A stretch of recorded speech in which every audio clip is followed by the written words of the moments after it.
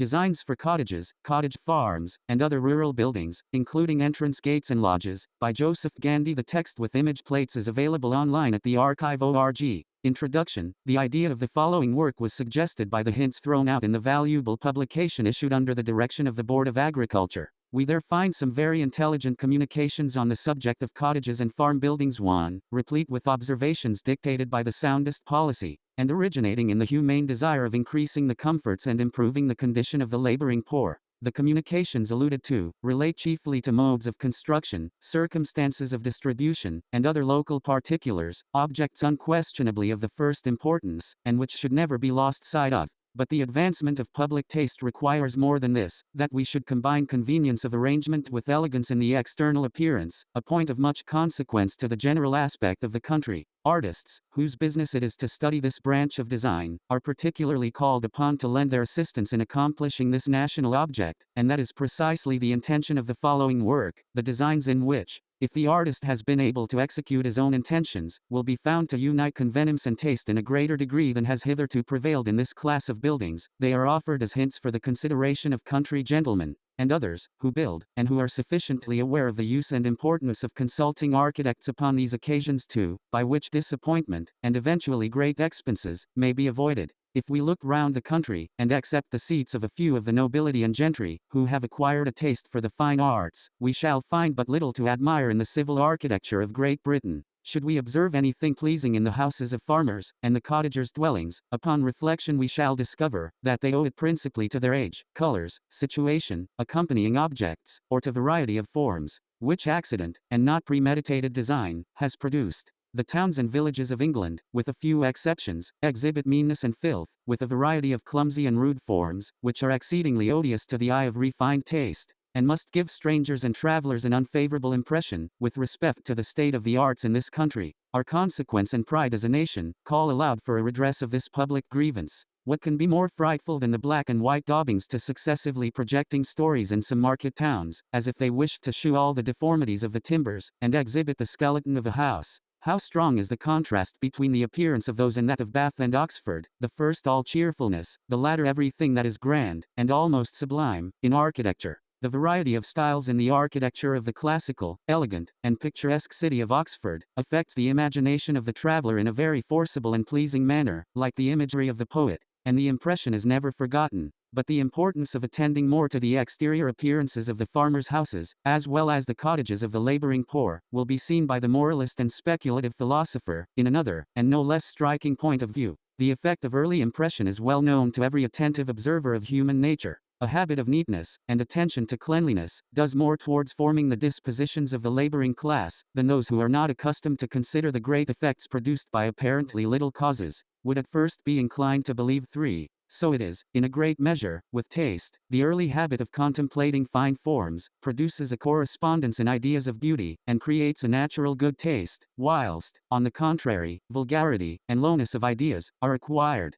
When we are born and educated among objects incapable of exciting any fine impressions, the consequence of this early bias, perhaps, always continues in a greater or less degree, and men will form their opinions of the works of others, according to the scale of perfection which has been established in their own minds, or the principles which they first imbibed. This accounts for the vile and almost barbarous taste still existing among country builders, which would certainly be improved and corrected, by scattering over the country specimens for imitation, of a superior kind. Good taste would thus be naturalized, and we should not be disgusted, as is so frequently the case, with the appearance of country buildings. It is a question submitted to the public, whether architectural designs, in general, should be uniform, that is, having corresponding parts on each side of a center, or whether they should be composed of parts dissimilar, though harmonious. Uniformity, it is conceived, belongs only to the higher classes of architecture, to places dedicated to the service of the deity, in which the rotund has the advantage over every other form. But this uniformity, exhibiting only a dull monotony, is not so suitable for many architectural purposes, as when variety is studied, which is the grand principle of beauty in building. Uniform buildings have but one point of view from whence their parts are corresponding. From every other point they fall into the picturesque by the change of perspective, which is an argument drawn from nature. That the picturesque is the most beautiful, but it is more difficult to manage, and requires the same sort of skill and genius as fine music. The flanks of our churches, and other public buildings, generally fall into the picturesque, and are far preferable to the fronts. Public places of worship in England, in their exterior forms, are little better than barns or cottages on a larger scale, with a spire, of no use or meaning, except it were on the sea-coast, to serve as a beacon. The four towers of St. John's, Westminster, have a grand and imposing effect, from their situation near the river, and it is to be regretted that the parts of that church are not equal to the conception of the whole.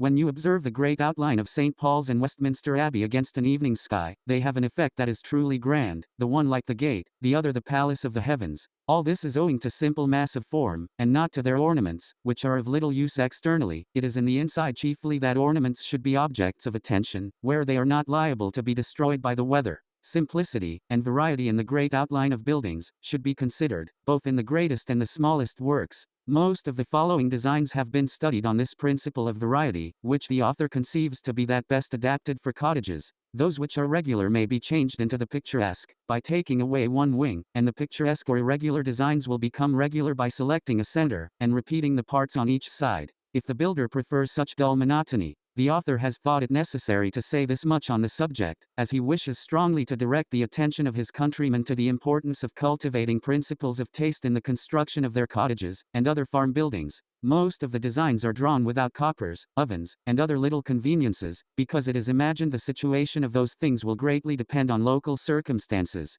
The plans of the farmhouses have not all the accommodation in the offices necessary for them, as it is considered that more or less extent of offices will depend on the builder's inclination or purse. The estimates, too, are only given as approximations, as the expense must ultimately depend upon the materials used, and the prices of work in the countries where any of the designs may be executed. It remains only to add, that the buildings may be executed with piece work, as described in the communication to the Board of Agriculture, with clay, brick knocking, or rough cast, the coverings of thatch, stone, slate, or any other materials commonly used. The pillars, in all cases, consist of young trees cut to size, and the bark left on. Upon the whole, the author's general aim has been to diffuse a more extended idea of taste, even in buildings of the lowest class, and in every part of the country, than prevails at present. And should his exertions towards that end meet the public approbation, it is his intention to pursue the subject in a second series of designs, which may be published in the course of the ensuing summer. 84 Wells Street, Oxford Road, January 1805.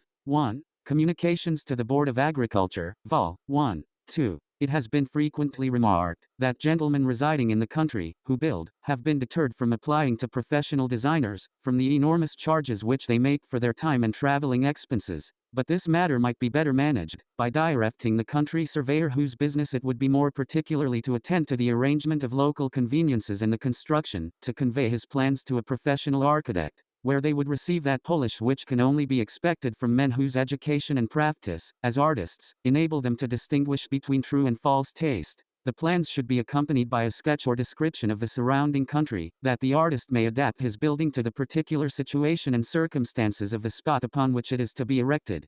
3. Whatever encourages and promotes habits of industry, prudence, foresight, virtue, and cleanliness, among the poor, is beneficial to them and to the country. Whatever removes or diminishes the incitement to any of these qualities, is detrimental to the state and pernicious to the individual. Reports of the Society for Bettering the Conditions of the Poor, Volume 3.